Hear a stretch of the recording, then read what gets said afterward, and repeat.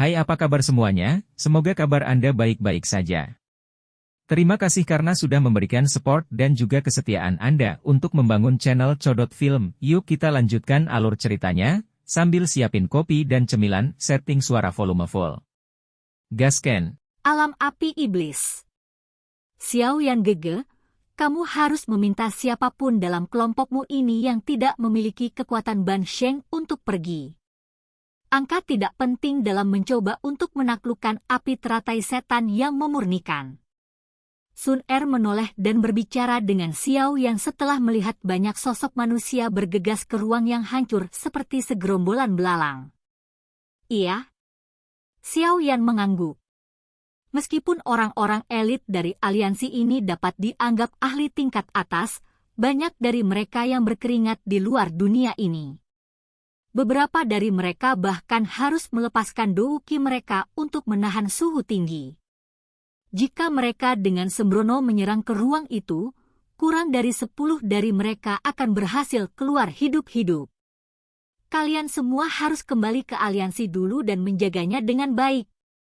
Yao Lao berbalik dan berteriak dengan suara yang dalam.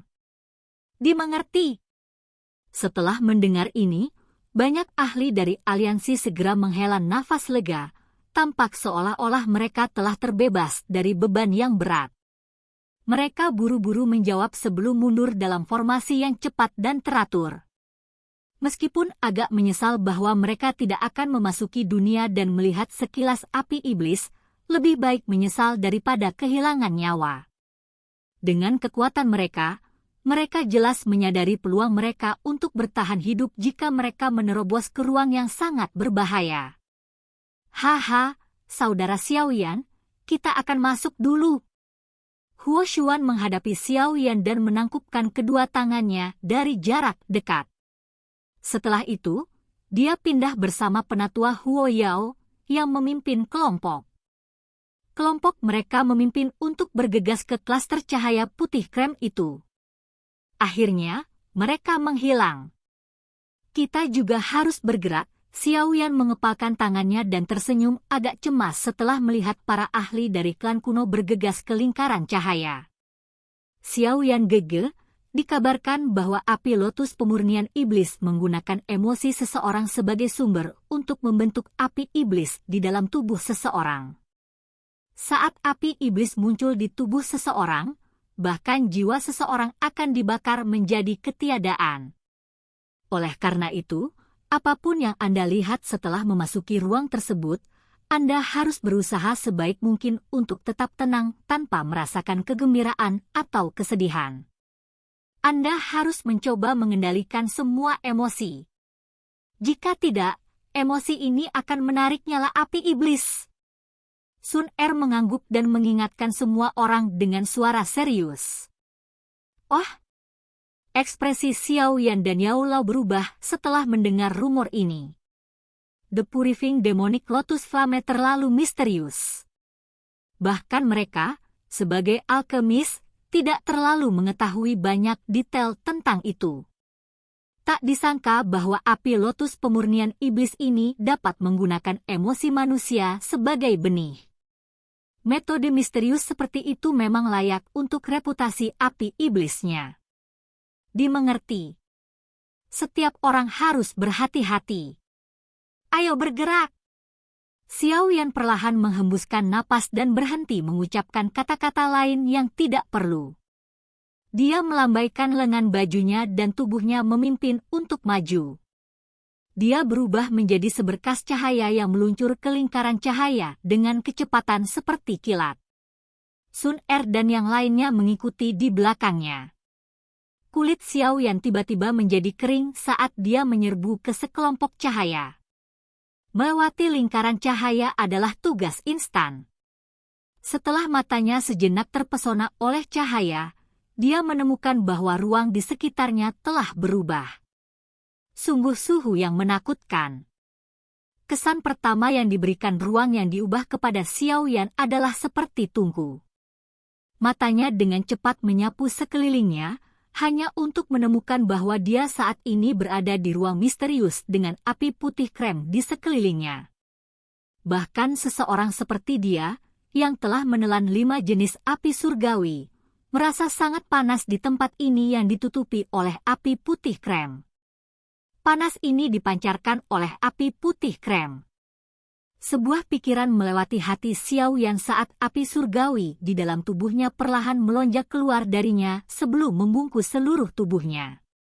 Baru kemudian panas yang menyebabkan darah seseorang mendidih melemah secara signifikan. Inikah alam di mana Purifying Demonic Lotus Flame disegel?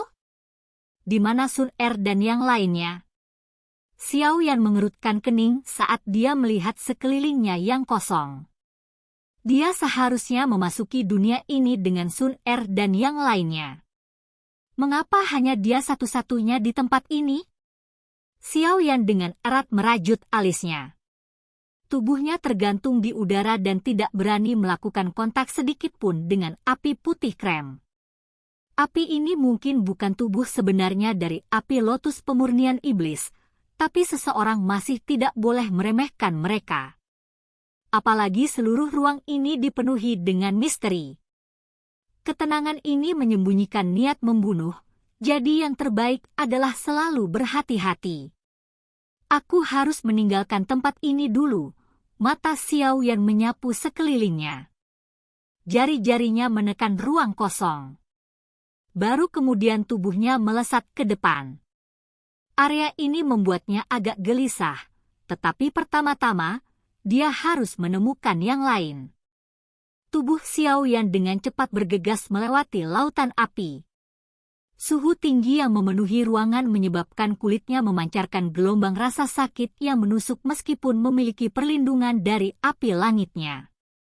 Bahkan udara di alam ini mengepul. Sebuah kehancuran yang tak terlukiskan menutupi seluruh negeri. Xiao Yan terbang ke depan selama hampir 10 menit, tetapi ekspresinya berangsur-angsur menjadi jelek saat dia terus terbang. Laut api masih belum berakhir bahkan setelah perjalanan 10 menit ini, dan dia belum menemukan sosok manusia lainnya. Seolah lautan api ini tidak ada habisnya. Seberapa besar wilayah ini? Mungkinkah kita telah dikirim ke daerah lain ketika kita memasuki ruang ini? Namun, sepertinya aku tidak merasakan tanda-tanda akan dikirim kemana-mana saat aku masuk. Xiao Yan dengan erat mengerutkan alisnya. Wajahnya dipenuhi dengan pikiran dan ekspresi kehilangan. Ada suara di depan. Suara lembut tiba-tiba keluar dari jarak dekat di depan Xiao Yan saat dia memikirkan semuanya. Dia segera merasakan sedikit kegembiraan di hatinya. Tubuhnya bergerak saat dia bergegas maju, tetapi dia baru saja melakukan perjalanan agak jauh ketika dia tiba-tiba berhenti. Pada saat ini, ada 3 sosok hitam berdiri di udara tidak jauh di depannya.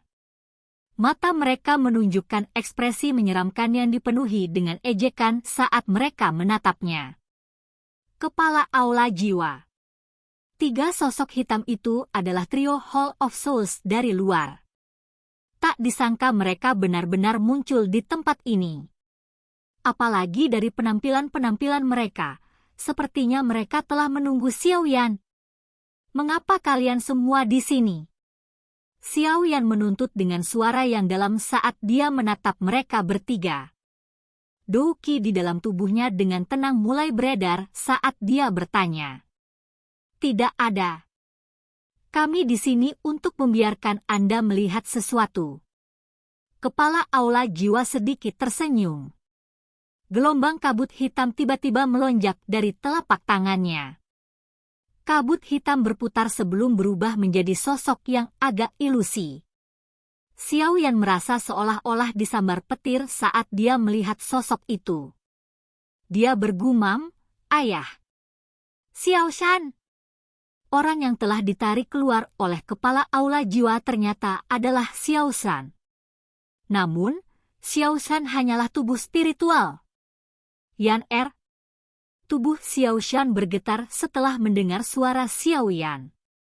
Dia mengangkat kepalanya, dan matanya menatap pemuda kurus itu dengan tidak percaya. Xiao Yan, hanya ada satu takdir untuk melawan Hall of Souls kita. kehancuran klan Anda. Senyum acuh tak acuh terangkat di wajah kepala Aula Jiwa.